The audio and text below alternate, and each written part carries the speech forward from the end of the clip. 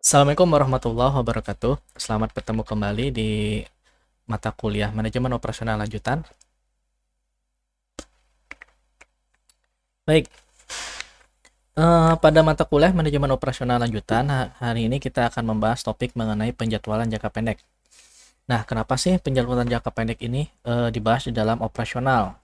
Karena memang ada beberapa perusahaan yang memang menggantungkan unit usaha mereka atau kegiatan bisnis mereka ke dalam penjadwalan jangka pendek. Jadi kalau misalkan pada penjadwalan jangka pendek mereka tidak ada, maka mereka tidak bisa beroperasi dengan baik dan tidak bisa melayani permintaan dari pelanggan. Tuh. Nah, jadi di dalam penjadwalan jangka pendek ini eh, apa namanya itu pelayanan itu sangat dinamis sekali. Jadi setiap hari, setiap jam, bahkan setiap menit itu selalu berubah. Sehingga karena selalu sering berubah, perlu adanya penjadwalan jangka pendek. Nah, contohnya dalam penjadwalan pendek itu adalah contohnya ini kalau di buku itu Delta Airlines. Tapi kalau di Indonesia kasusnya itu adalah perusahaan yang bergerak di bidang maskapai penerbangan. Jadi perusahaan-perusahaan maskapai penerbangan mereka menggantungkan kelangsungan hidup perusahaan tersebut ke dalam eh, perencanaan jangka pendek. Nah, bisa kita lihat ya bagi yang pernah naik pesawat, apabila kita menunggu di boarding room, kita lihat jadwal untuk pesawat itu selalu berubah tiap menit, tiap setengah jam, tiap jam gitu ya, bahkan tiap hari gitu ya. Nah, kalau tidak ada manajemen, tidak ada pengelolaan terhadap jadwal tersebut, maka pelayanan terhadap konsumen akan jadwal penerbangan itu tidak ada atau bisa jadi kacau gitu ya. Nah, ini jadwal kacau seperti ini juga dulu pernah terjadi pada salah satu kegiatan di salah satu bisnis pemerintah. Sebagai contoh itu adalah penjadwalan pada kereta api. Kereta api pada tahun 90-an mungkin kita bisa melihat ya atau bisa merasakan mungkin orang tua itu sangat kacau sekali penjadwalannya, tidak seperti sekarang itu ya. Sekarang itu paling plus minusnya itu hanya sekitar 30 menit sampai dengan 1 jam. Jadi misalkan kalau misalkan Anda dari Purwakarta menuju Purwokerto gitu ya. Dari Purwakarta jam 11 setengah 11 malam nyampe Purwokerto itu dijadwalkan sekitar jam 6 pagi. Paling plus minusnya itu terlambatnya paling hanya setengah jam, bisa nyampe 6.30 atau mungkin jam 7.00. Nah, berbeda dengan zaman dulu. Zaman dulu itu keterlambatannya itu bisa nyampe berjam-jam. Bahkan bisa nyampe 6 jam, 7 jam gitu ya. Makanya untuk perusahaan-perusahaan yang bergerak di dalam pelayanan yang berkaitan dengan konsumen yang selalu dinamis, jadi kebutuhan akan jasa yang selalu dinamis, maka menggantungkan kehidupan kelangsungan hidup bisnis mereka ke penjadwalan jangka pendek. Baik. Nah, ini sebagai contoh saya ambil kasus di buku di Delta Airlines ini per tahun sebenarnya 10% penerbangan di Delta ini terganggu akibat cuaca. Oke, di Indonesia bagaimana? Indonesia iklimnya tropis ya. Iklim tropis itu pasti terganggu. Ya sama, sekitar 10 sampai dengan 20% penerbangan di Indonesia itu juga terganggu. Nah, akibatnya apa kalau terjadi gangguan terhadap cuaca? Nah, pasti akan hilang pendapatan. Kenapa? Di Delta Airlines saja akibat gangguan cuaca 10%-nya ini hilang pendapatan sekitar 440 juta US dollar. Nah, bayangkan kalau misalkan di Indonesia. Indonesia hilang pendapatannya berapa? Ya mungkin hampir sama ya. Yang ingin saya tekankan itu adalah bagaimana meminimalisir kehilangan pendapatan akibat terganggunya jadwal penerbangan gitu ya. Nah, salah satu cara itu adalah dengan memanage penjadwalan jangka pendek gitu.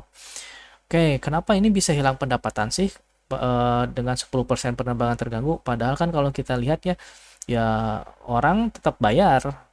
Ya, orang tetap bayar tiket. Tiket tidak hangus, kecuali kalau penjadwalan itu dibatalkan, di cancel pasti hangus. Tapi kalau yang tidak di cancel itu kan tidak hangus. Ya, kenapa bisa mengalami kerugian? Karena orang yang apabila penjadwalan penerbangan ini terganggu, maka eh, akan ada cost yang lebih untuk mengcover ketergangguan dari penjadwalan. Sebagai contoh misalkan ya, ketika jadwal terganggu maka penumpang ini harus ditempatkan di tempat peristirahatan, di tempat boarding gitu ya.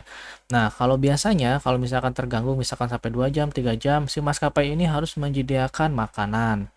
Kemudian ada juga biaya overtime untuk apa? Untuk staf yang melayani dari penumpang. Kemudian ada biaya overtime untuk apa? Misalkan untuk cost dari bahan bakar gitu ya dan sebagainya. Itu banyak sekali cost itu akibat terganggunya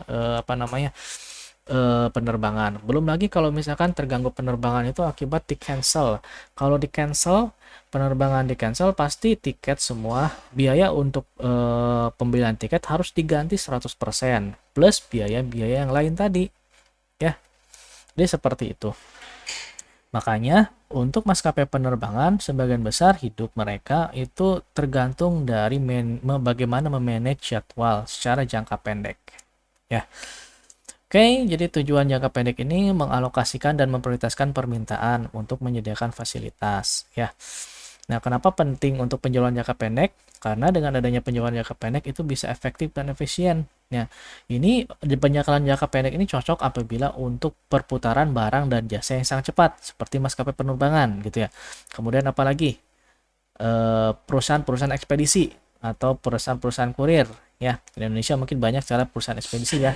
Ada contohnya mungkin ada yang paling dekat di sini ada JNE, Si Cepat, kemudian dan sebagainya gitu ya. Dan mereka juga menggantungkan hidup mereka kepada penjadwalan jangka pendek meskipun skalanya itu hari gitu ya. Jadi untuk kota terdekat ini 1 hari gitu ya. Untuk kota yang agak jauh misalkan beda provinsi atau misalkan dengan jarak 500 km ke atas gitu ya, bisa memakan waktu 2 sampai 3 hari dan seterusnya gitu ya. Itu mementingkan penjadwalan. Terus sampai pada penjadwalan kurir ya. Baik, apa sih sebenarnya permasalahan-masalah penjadwalan? Sebenarnya masalah penjadwalan masalahnya cuma ada 2 gitu ya. Ada satu, ketepatan waktu operasi ya. Ketepatan waktu operasi.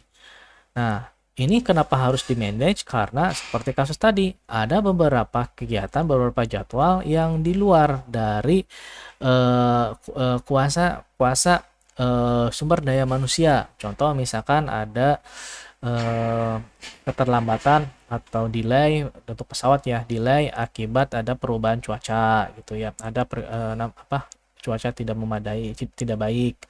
Kemudian kalau misalkan untuk kereta api mungkin bisa jadi delay akibat misalkan ya ada kecelakaan di di jalur berapa gitu. Bisa jadi seperti itu ya. Nah, itu nanti berkaitan dengan ketepatan waktu operasi.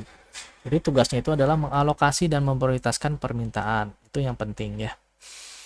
Ya, untuk faktor signifikan penjadwalan ini ada 2, ada penjadwalan maju, kemudian penjadwalan mundur.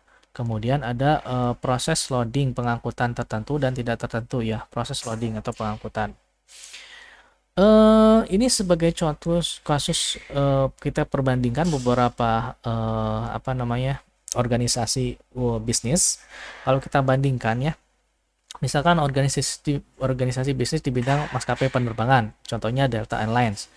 Nah, maka untuk penjadwalan jangka pendek, keputusan penjadwalan, maka manajer ini yang memerlukan apa? Maintenance pesawat. Ini perlu penjadwalan, jadwal kedatangan, arrival. Ini juga perlu. Kemudian kru penerbangan, catering, ruang tunggu, pintu masuk, tiket. Ini juga perlu penjadwalan. Nah, kalau rumah sakit apakah perlu? Ya, rumah sakit juga salah satunya iya, karena rumah sakit menggantungkan pelayanan kepada jadwal jangka pendek, terutama untuk pelayanan operasi gitu ya. Sehingga kan kita lihat ya operasi itu ada orang yang operasi, dilihat penyakitnya gawat atau tidak. Kalau tidak gawat bisa ditahan ya sekitar 1 minggu atau mungkin sekitar 5 hari karena kita harus jadwalkan dulu untuk operasi. Nah, bisa seperti itu ya. Jadi ini harus ada jadwal untuk penggunaan ruang operasi, administrasi, rekam medis, perawatan keamanan staf maintenance, kemudian perawatan pasien rawat jalan gitu ya. Kemudian contoh lainnya itu adalah di universitas atau kampus. Nah, kalau kampus harus ada jadwal apa? Penggunaan kelas. penggunaan ruang audiovisual, kemudian ada jadwal kuliah, ya instruktur, jadwal mata kuliah. Ini merupakan salah satu contoh kasus untuk penjadwalan jangka pendek. Jadi kalau kita lihat ya dari ketiga kasus ini, penjadwalan jangka pendek ini skalanya itu paling banyak, paling tinggi, paling lama itu skala hari. Contohnya mata kuliah gitu ya. Kemudian ini juga rumah sakit juga biasanya skalanya hari untuk jadwalnya ya. Nah, baik terusnya. Nah, alur penjadwalan, jadi alur penjadwalan ini diawali dengan perencanaan kapasitas. Artinya, misalkan ya, ada ruang kelas. Kapasitas satu kelas itu 25 mahasiswa, gitu ya. Maka yang harus direncanakan untuk kelas tersebut yang kapasitas 25 mahasiswa, kalau misalkan satu angkatan itu ada 60 mahasiswa, ya, maka ini bisa dibagi menjadi 3 kelas, ya. Ya, maksimum 13 kelas. Kenapa? Karena kapasitas kelas itu hanya 25 mahasiswa. Jadi 60 dibagi dengan 3 gitu ya. Atau bisa jadi kelas gemuk 2 kelas dengan cara mengatur posisi tempat duduk sehingga cukup untuk 30 mahasiswa. Nah, itu perencanaan kapasitas gitu ya. Kemudian masuk ke perencanaan agregat. Nah, di dalam perencanaan agregat ini kita breakdown perencanaan menjadi perencanaan lebih kecil ya. Kemudian dari perencanaan lebih kecil, misalkan untuk perencanaan ruang A, ruang B, ruang C, ruang D gitu ya. Itu direncanakan ini kapan diisi oleh siapa, jamnya kapan gitu ya. Lalu masuk ke dalam master schedule. Oke, penjadwalan induk. Jadi di penjadwalan induk semua hal yang ada berkaitan dengan operasional, penjadwalan operasional ada di sini. Kemudian dari penjadwalan induk ini kita bisa ambil menjadi penjadwalan jangka pendek gitu ya. Jadi proses penjadwalan seperti ini. Ya. Tuh. Oke, penjadwalan maju. Jadi ini proses penjadwalan maju. Kalau misalkan ini saat ini ya, saat ini, lalu ini ada deadline. Nah, penjadwalannya itu maju untuk melihat ke depan, itu deadline-nya. Ini jadwal, ini namanya penjadwalan maju. Biasanya untuk perusahaan-perusahaan yang biasanya mau ada penumpukan inventaris ya, atau ada penumpukan bahan baku gitu. Nah, seringkali pendekatan penjadwalan maju ini dikombinasikan dengan penjadwalan jangka mundur, penjadwalan mundur. Nah, penjadwalan mundur caranya bagaimana sih? Bukan sekarang lalu mundur ke belakang ya, karena kita tidak bisa memutar waktu. Ya, kita tidak memiliki time machine. Jadi yang dimaksud dengan penjadwalan mundur itu adalah kita lihat, misalkan ya, bulan depan ada permintaan 100 produk. Nah, lalu dari kemudian di set bulan depan itu tanggal berapa? Misalkan tanggal 25 bulan depan. Maka dari 100 produk ini tanggal 25 ya. Ini di tengah waktu misalkan tanggal 25. Kemudian dijadwalkan mundur ke belakang apa yang harus dilakukan dulu. Ya, 1 minggu sebelum tanggal 25 apa yang harus dilakukan. Kemudian 2 minggu sebelum tanggal 25 apa yang harus dilakukan. 3 minggu sebelum tanggal 25 apa yang dilakukan sampai dengan waktu sekarang gitu ya. Jadi seperti itu proses penjadwalan mundur gitu ya. Nah, kadang dalam membuat penjadwalan kita lakukan kombinasi. Biasanya melakukan penjadwalan maju dulu, lalu dilihat oh ternyata dengan jadwal seperti ini melewati deadline. Nah, baru ditarik penjadwalan mundur, dipepet-pepetkan. Nah, seperti itu ya. Oke, kriteria penjadwalan yang pertama meminimalkan waktu penyelesaian, yang kedua memaksimalkan pemanfaatan fasilitas, meminimalkan persediaan dalam proses walk-in proses, kemudian meminimalkan waktu tunggu pelanggan. Baik. Nah, proses pendekatan berbeda. Jadi di dalam penjadwalan ada proses atau pendekatan berbeda. Nah, fasilitas yang fokus pada proses, ini contohnya ya, pendekatan yang berbeda, fasilitas berulang. Ya. Contoh fasilitas yang berfokus pada proses, ada pengocoran, toko mesin, toko kabinet, toko cetak, banyak restoran, kemudian industri fashion. Ini fokusnya pada proses. Artinya kalau fokus pada proses, maka jadwal-jadwal, bahan baku dan sebagainya ini semua harus fokus kepada proses sehingga menjadi suatu produk. Ya. Kemudian fasilitas berulang. Nah, ini biasanya menggunakan teknik just in time. Just in time digunakan untuk penjadwalan komponen-komponen. Nah, biasanya ini ada pada jenis-jenis perusahaan yang bergerak di bidang assembling, ya, perakitan. Berbeda dengan toko kabinet gitu, toko cetak beda ya. Jadi berbeda dengan fashion. Ini biasanya bergerak di bidang perakitan. Contohnya adalah perakitan mobil, motor gitu ya. Nah, perakitan mobil dan motor biasanya komponen-komponennya untuk satu model itu sama. Sehingga kalau misalkan membuat banyak produk, ada proses yang berulang ya. Berbeda dengan fashion. Fashion itu Fashion itu bisa berbeda satu desain dengan desain yang lain. Sehingga tidak ada proses yang berulang. Hanya yang proses berulang itu mungkin hanya proses menjahit, kemudian pembuatan pola pun juga polanya berbeda ya. Berbeda dengan industri otomotif Honda Beat gitu ya. Misalkan NMAX tuh, NMAX perusahaan ingin membuat 100.000 unit NMAX, maka prosesnya selalu berulang ya, prosesnya selalu berulang. Oke, fokus untuk strategi proses yang berbeda. Jadi ini kita lihat alurnya ya. Kalau untuk strategi yang berbeda, kalau ini fokus pada proses ya, ini fokus pada produk. Bisa dilihat ya skemanya itu, jadwalnya.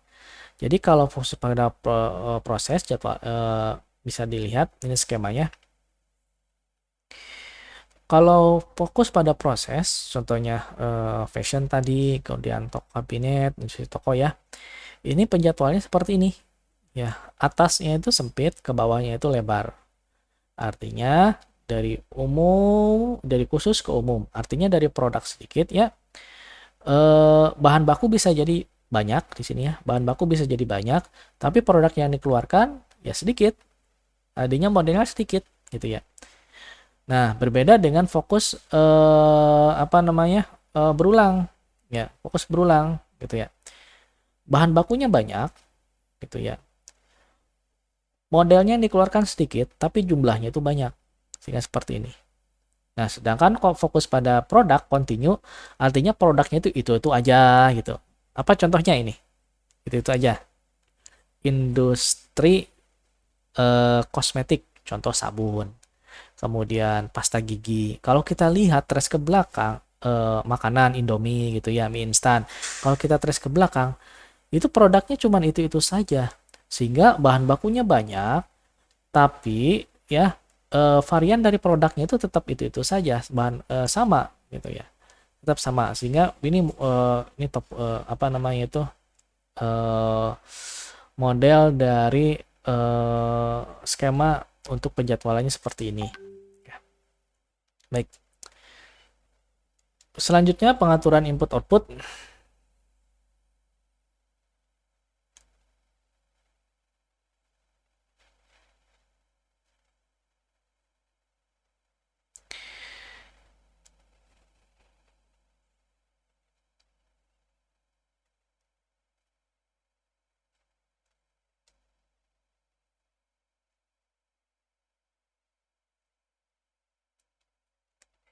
Pengaturan input output. Jadi input output dari suatu produk. Jadi ini perlu diatur. Kenapa perlu diatur? Karena untuk menghindari pertama overloading ya. Overloading. Apa itu overloading?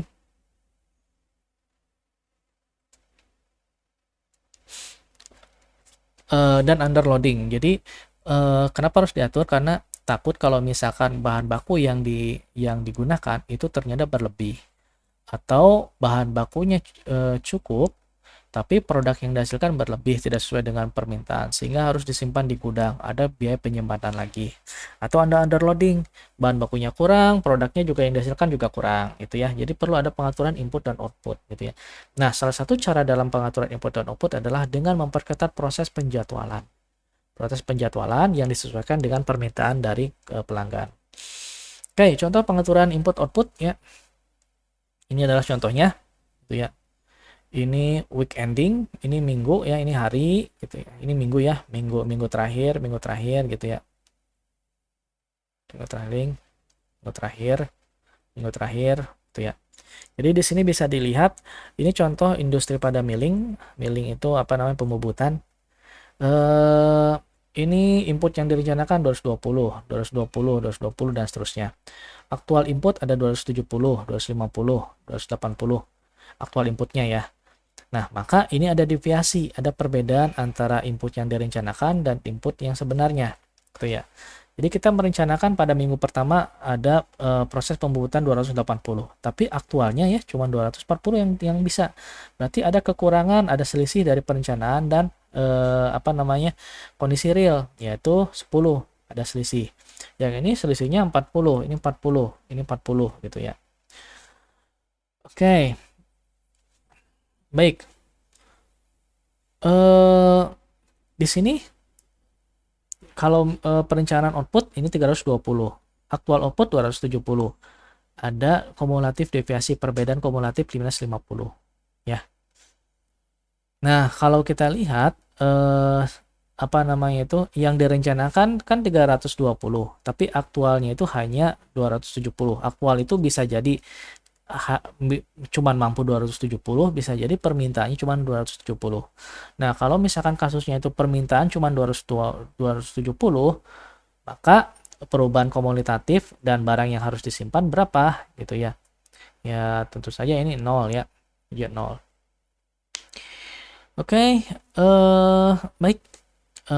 Selanjutnya misalkan untuk yang maaf perubahan kumulatif dan simpanan pada kasus ini tidak ada. Mohon maaf ya.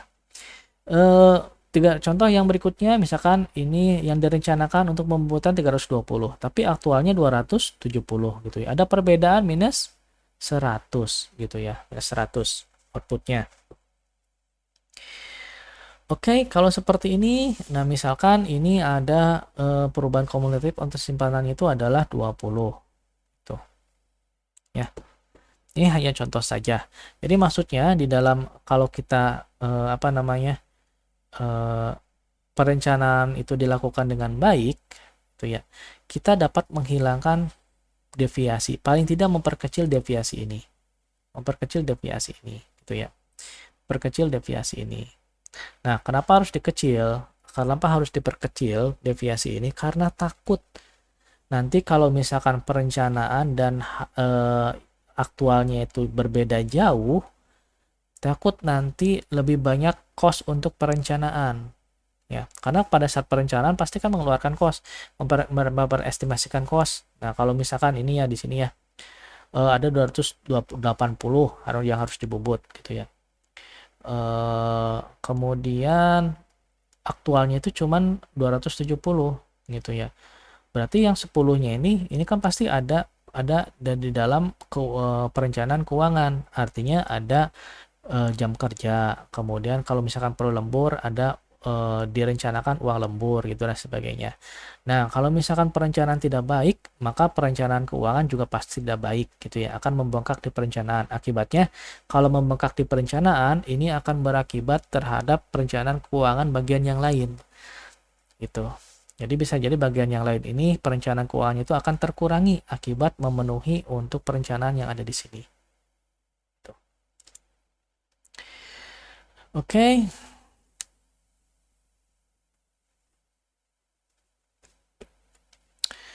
Oke, silakan ini nanti dibaca, sudah jelas ya. Ini aktual input 270, aktual output 270 dikurangi 0.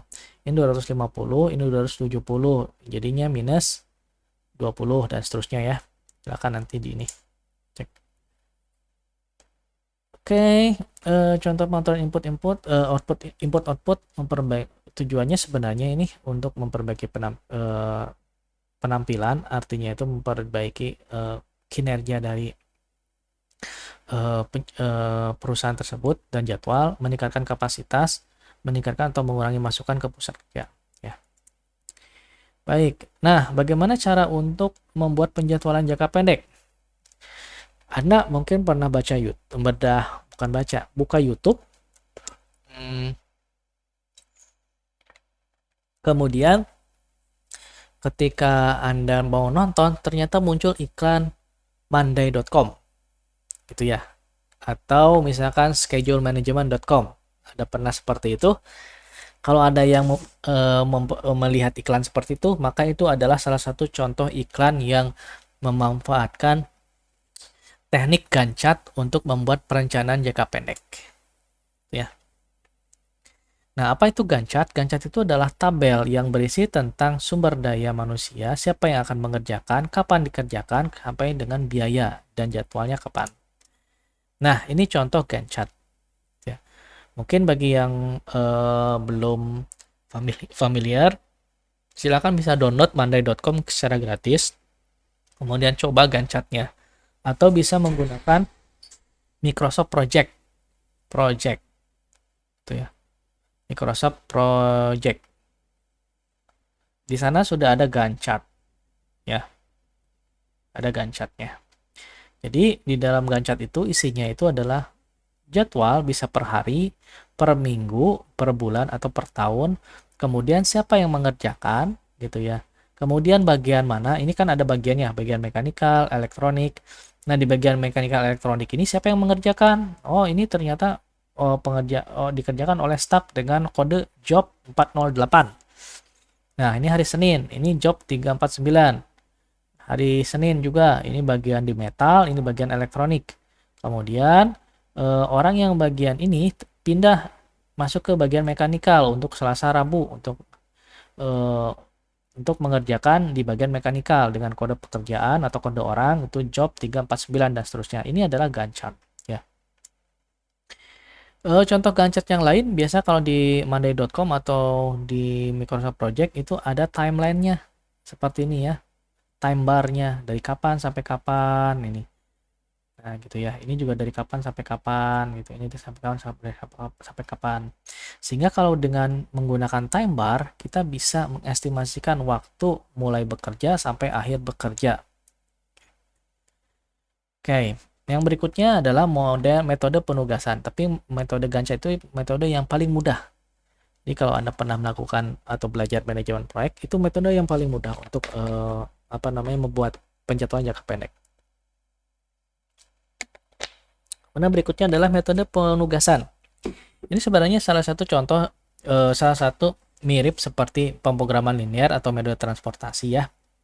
Metode penugasan seperti ini. Ada penugasan R34, S66, T50 gitu ya. Kemudian ada tukang set 5, A, B, dan C.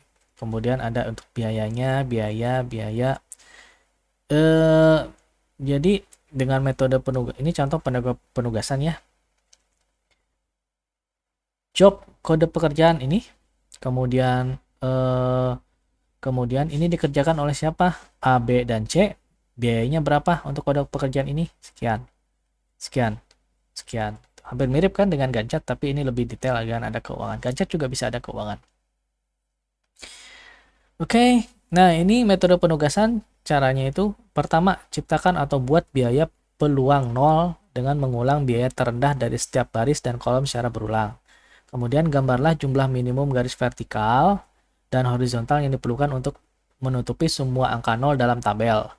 Kemudian jika jumlah baris sama dengan jumlah baris atau jumlah kolom, lanjutkan ke langkah 4.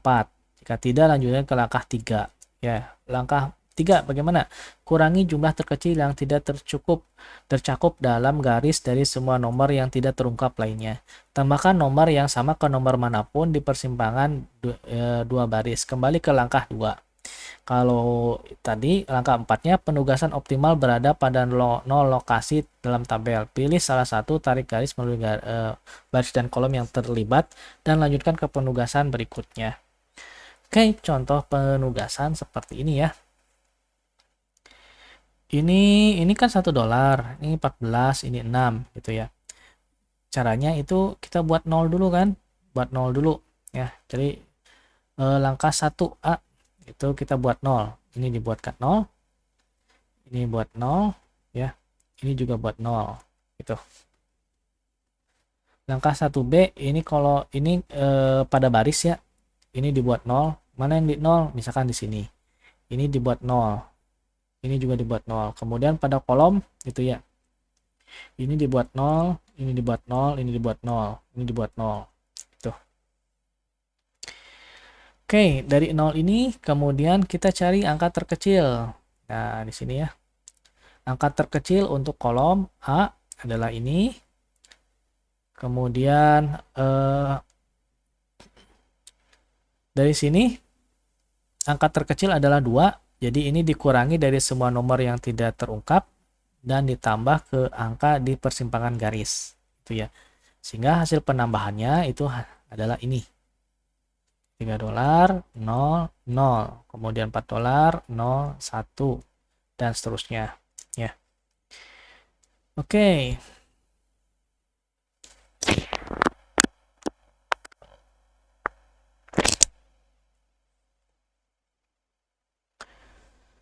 Baik, ini contoh penugasan.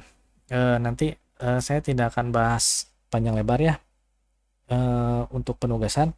Yang pasti dengan metode penugasan kita menggunakan selisih. Nanti kita akan bahas di metode kuantitatif pengambilan keputusan. Ya, tinggal ikuti saja ini langkah-langkah ini. Oke. Nah, ini nanti ketemu. Oke. Jadi dari tabel di atas ini biaya aslinya minimum cost itu adalah 25 ya. Minimum cost 25.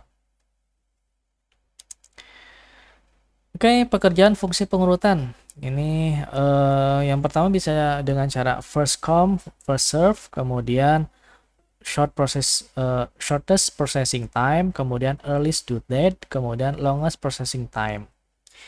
Ya, ini fungsi pengurutan. Contoh pengurutan gitu ya. Misalkan ini ada pekerjaan A, B, C, D, dan E. Kemudian waktu pekerjaan untuk A 6 hari, B 2 hari, C 8 hari, D 3 hari, E 9 hari. Kemudian due date ini 8 hari. Tenggangnya ini 6 hari, ini 18 hari, 15 hari, 23 hari gitu ya. Baik. Nah, kita lakukan cara pertama first come first serve gitu ya. Jadi kalau first come first serve itu pekerjaan kan diurutkan berdasarkan yang pertama dulu. Apa dulu yang pertama? A, B, C, D, dan E. Ini diurutkan. Jadi pengurutan A, B, C, dan E. Gitu ya. Jadi 6, 2, 8, 3, 9 di total ya jadi 28 hari. Ini dari mana sih? Ya kan totalnya kan 28 hari ya. Ya. Maaf. Totalnya 28. Kemudian kalau flow time ya. Flow time itu kalau misalkan dikerjakan secara berurutan. Jadi ini selama 6 hari dikerjakan proses A. Lalu proses A selesai dilanjutkan ke proses B. Nah, jadi 8 hari totalnya. Setelah B selesai dilanjutkan ke proses D. Proses C, 8 hari ditambah 8 hari lagi 16 hari. Kemudian dari sini dilanjutkan ke proses D, itu 3 hari. 16 tambah 3 jadi 19 hari. Nah, kemudian dilanjutkan ke proses E. Proses E 9 hari ya. Jadi totalnya itu 28 hari gitu ya. Total prosesnya itu 28 hari. Ini total ya, total proses sampai terakhir. Nah, flow time kalau kita hitung dari atas ke bawah itu menjadi 77 ya flow time gitu ya. Kemudian due date itu apa namanya itu waktu tenggang ini 8, 6, 18, 15, 23. Oke. Apakah ada keterlambatan? Ini tidak ada, 0. Kenapa? Ini bisa dikerjakan 6 hari. Jadi tidak ada keterlambatan. Kemudian ini tenggat waktunya deadline-nya 6 hari. Apakah ada keterlambatan? Iya, ada 2 hari. Ini dikerjakan 8 hari ya. Kemudian ini apa ada keterlambatan? Ini tidak ada. Ini 18, ini 16. Kalau ini ada keterlambatan, ya ini harusnya 15 hari, ini dikerjakan 19 hari. Jadinya seperti ini. Kemudian apakah ini ada keterlambatan? Ya, ini harusnya 23 hari, ini 28 hari. Jadi total keterlambatan itu adalah 11 gitu ya. Oke. Nah, jadi contoh untuk pengurutan ini, maka kita bisa menghitung rata-rata completion rata-rata completion time-nya berapa, yaitu jumlah dari total flow time dibagi dengan jumlah pekerjaan. itu 15,4 hari. Kemudian utilization metricnya total kerja dibagi jumlah total flow time sekitar 36,4%. Kemudian average number untuk pekerjaan dalam sistem ini sekitar ini. Ya, average job lateness ini sekitar ini. Oke, ini contoh yang pertama.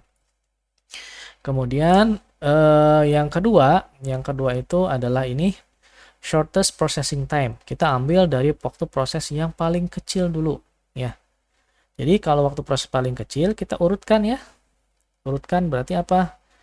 Dari B dulu, B, D, A, C, E. Kenapa seperti itu? Karena ini waktu prosesnya lebih kecil gitu ya. Oke, dengan cara yang pertama, kalau misalkan ini dikerjakan harus berurutan, tidak simultan, maka kita bisa cari flow time-nya. Flow time-nya bisa berbeda loh. Ya. Ini 2 hari. Setelah selesai 2 hari dilanjutkan ke D 3 hari. 3 tambah 2 jadi 5 hari ya totalnya. Lalu masuk ke A 6 hari. 5 tambah 6 jadi 11 hari. Lalu masuk ke C 8 hari. Ya 11 tambah 8 19 hari dan seterusnya. Totalnya tetap 28 hari tapi flow time-nya ada 65. Ya, bisa bedakan flow time-nya lebih kecil ya. Coba kita lihat sekarang untuk due date. Dengan cara yang sama, kita peroleh itu ya keterlambatannya itu cuma 9 hari dibandingkan yang tadi 11 hari gitu ya. Sehingga kita hitung komponen-komponen untuk average completion time, utilization metric, kemudian average number of job in system dan average job lateness. Ini kita peroleh angka seperti ini, jauh lebih rendah daripada yang tadi. Ini juga lebih tinggi kan ya? Ya, completion time ini 15, kalau di sini 13 lebih rendah. Utilization metric, jadi tabel kegunaan kemanfaatan dari metrik atau apa namanya atau dari jarak tempuh metrik itu ya. Metrik itu adalah jarak. Jadi jangan tertukar antara matrik dengan metrik. Matrik itu adalah baris dan kolom, metrik itu adalah jarak ya. Jadi utilisasi kemanfaatan dari jarak ya. Jadi jarak itu bisa berupa working time ya dan seterusnya. Ini 43,1%, ini lebih tinggi. Jadinya artinya apa? Lebih efisien, ya, dan seterusnya. Kemudian pengurutan B, A, C, D, E. Pengurutan EDD itu yang ini ya, yang nomor berapa nih? Nomor 3. Ini nih. Earliest due date. Jadi kita ambil dari waktu tenggang atau deadline yang paling cepat dulu. EDD mana? Nah, earliest due date. Oke. Jadi diurutkan bagaimana pengurutannya. Jadi kita lihat deadline-nya. Deadline yang paling rendah itu adalah B. Kita urutkan di B. Diikuti dengan A. Ya. Ini. Bisa dilihat ya. Diikuti dengan D. Diikuti dengan C. Tuh. Jadi kita urutkan. Nah, dari sini kita hitung lagi seperti biasa. Ini waktunya kap berapa, ketemu nilainya ini. Tetapi keterlambatannya hanya 6 hari. Lebih rendah dari sebelumnya. Yang 9 hari, ya kan?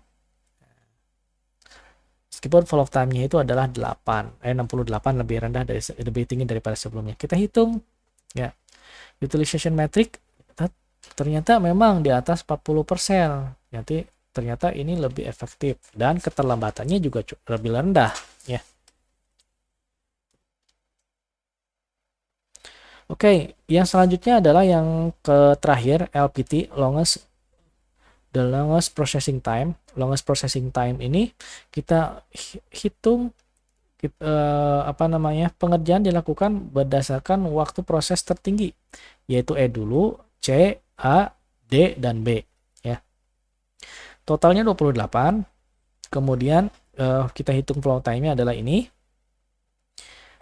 Kemudian keterlambatannya 48, lebih tinggi. Jadi kalau kita lihat hitung utilization metricnya, ini ternyata 27,2% ya. Jadi tidak lebih efektif. Yang efektif itu adalah nomor 2 atau nomor 3. Tapi kalau dari hasil perhitungan, lebih baik pakai yang nomor 3. Earliest due date. Jadi pilih deadline yang paling cepat dulu. dikerjakan. Sehingga kenapa? Karena lebih dari hitungan lebih efektif, lalu keterlambatan waktunya itu lebih sedikit daripada yang lain ya. Oke, baik, ini ringkasannya ya.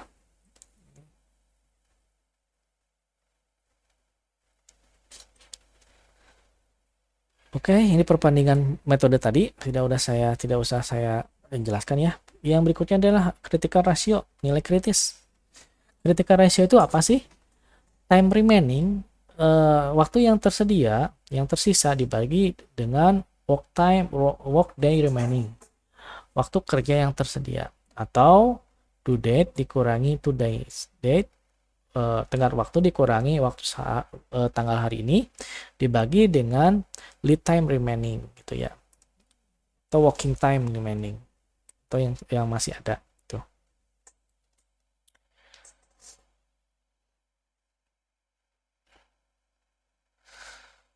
Contoh untuk critical ratio ini dari pekerjaan yang tadi ya. Pekerjaan A, B, C misalkan tenggat waktunya ini 30.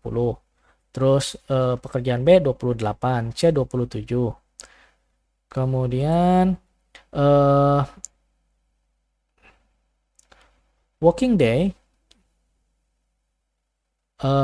waktu yang tersisa itu 4, 5, 2. Maka kita bisa menghitung critical ratio. Jadi untuk A 30 dikurangi berapa? Dikurangi 25 bagi dengan 4 itu ya. Taruh misalkan sekarang itu maaf ini ya, 2 days date, tanggalnya sekarang itu misalkan memerlukan waktu selama 25 hari, atau misalkan tanggalnya itu tanggal 25 gitu ya. Nah, ini misalkan untuk ini waktu yang sekarang 25 ya. Ini juga 25 hari, maka kita hitung critical rasionya. Ya, ini 1,25, 0,6, kemudian 1. Maka kita lakukan prioritas pengerjaan, yaitu yang memiliki nilai critical rasio terendah. Ini nomor pertama, ini kedua, ini ketiga. Jadi seperti itu ya. Oke, nah jadi teknik critical ratio ini tadi manfaatnya untuk menentukan prioritas mana pekerjaan yang harus dilakukan. Kemudian menentukan status pekerjaan tertentu, apakah ini dia urgent atau tidak ya. Kemudian bisa untuk secara dinamis melacak kemajuan dari pekerjaan. Tuh ya. Baik, penjadwalan kapasitas hingga ini kalau penjadwalan kapasitas hingga itu, kapasitas itu kan tidak mungkin tak terhingga ya.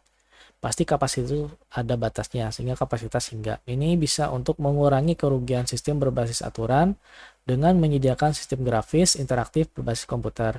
Dapat mencakup peraturan dan sistem pakar. Kemudian memungkinkan penyimbangan kebutuhan dan efisien pengiriman. Oke. Nah, penjadwalan kapasitas hingga ini biasanya menggunakan Gantt chart, menggunakan program komputer. Nah, seperti yang saya katakan sebelumnya, contoh program bisa menggunakan Microsoft Project.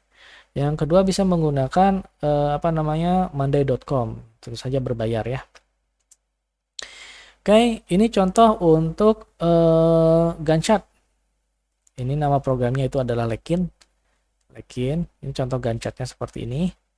Kemudian ada juga contoh yang lain Microsoft Project. Hampir mirip seperti itu. Oke, ini contoh-contoh jadwal yang harus ada biasanya ya. Kalau misalkan di industri manufaktur itu yang harus ada apa? Jadwal mesin bahan, persediaan yang digunakan ini jadwalnya harus ada mesin, kemudian permintaan, kemudian jadwal kontrak pekerja atau jadwal pekerja, kemudian sedikit masalah sosial dan perilaku, maka ini harus ada proses untuk penjadwalan. Misalkan ya, kalau misalkan karyawan memiliki masalah dengan perusahaan atau kinerja karyawan itu rendah sekali, sehingga dengan kinerja rendah karyawan memperoleh surat peringatan SP, misalkan SP pertama. Nah, ini untuk masalah-masalah perilaku dan masalah-masalah sosial pekerjaan karyawan seperti ini, maka surat peringatan ini biasanya ada jadwalnya jadwal berlakunya. Misalkan SP1 berlaku sampai dengan 1 bulan. Apabila 1 bulan ini tidak ada masalah, baik itu masalah sosial, perilaku dalam bekerja, gitu ya, maka SP1 akan dicabut. Tapi kalau misalkan masih ada masalah, maka dilanjutkan dengan SP2. SP2 dikasih waktu, misalkan waktunya lebih rendah. Kalau SP1 1 bulan, SP2 3 minggu. Selama 3 minggu tidak ada masalah, dicabut SP2-nya. Tapi kalau masih ada masalah, SP3 dan seterusnya ya. Oke, jadi ini beberapa hal yang mungkin sistem pelayanan berbeda, maka sistem penjadwalan atau apa yang dibutuhkan dalam jadwal itu juga berbeda. Contoh pelayanan itu jadwal staf, pemeliharaan persediaan, intensif, masalah hukum, dan sebagainya. Oke, ini pelayanan penjadwalan. Ini pasti ada nih, rumah sakit, bank, dan toko retail selalu ada. Baik, sampai di sini untuk pertemuan manajemen operasional lanjutan. Terima kasih atas perhatiannya. Sampai bertemu minggu depan. Wassalamualaikum warahmatullahi wabarakatuh.